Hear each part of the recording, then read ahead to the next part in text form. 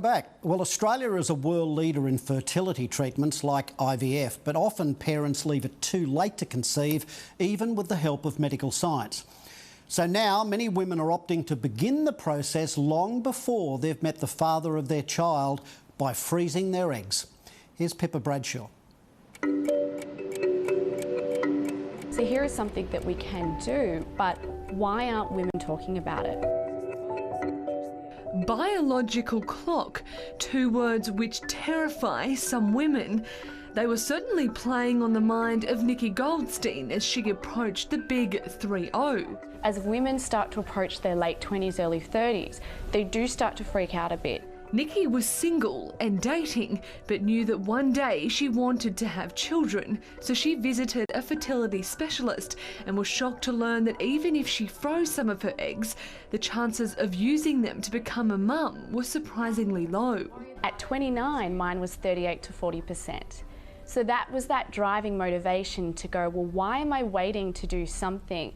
Maybe this is something I should be looking at now. We are now day 1. We are going to get a blood test. Nikki is a doctor and relationship expert. She decided to document the process on video.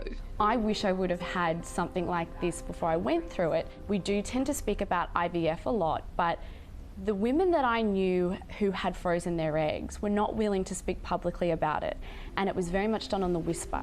Her goal was to eliminate the negative stigma attached to the process. Why are we still looking at it as something quite negative and shameful? For each year that you put this off, we're looking at that percentage that is decreasing further and further. And she wasn't put off by the hefty price tag. When I went through it, we were looking at $10,000 to $12,000 because it depends on what happens with your body and how many hormones that you do need.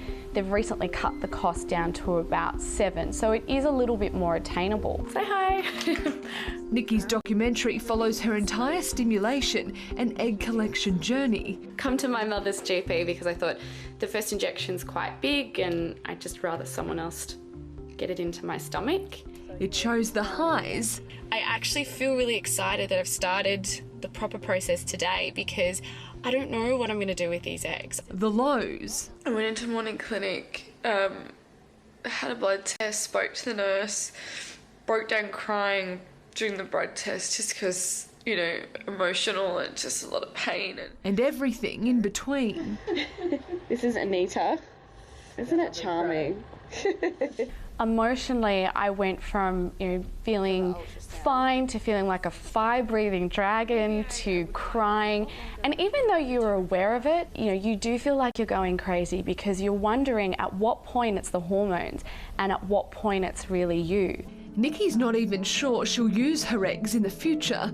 The freezing process is a bit of an insurance policy to keep the dream of motherhood alive until she's ready. I'm very happy that I did it now, and I feel like I've done something for my future self, no matter if I use these eggs or if I donate these eggs.